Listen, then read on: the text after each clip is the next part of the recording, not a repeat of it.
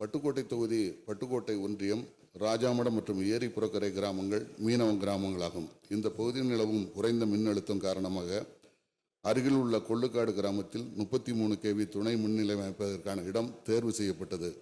ஆனால் அந்த இடத்திற்கு அருகில் சமையல் எரிவாயு கிடங்கு இருப்பதால் அந்த இடம் கைவிடப்பட்டுள்ளது. இந்த நிலையில் இந்த பகுதியில் உள்ள அரசு பொறியியல் கல்லூரி வளாகத்தில் இந்த துணை மின் நிலையம் அமைய வாய்ப்புள்ளது. எனவே அமைச்சர் அந்த இடத்தில் அமைப்பதற்கு ஆவண செய்வாரா என தங்கள் மூலம் அறிய விரும்புகிறேன். மாண்புமிகு அமைச்சர் அவர்கள்.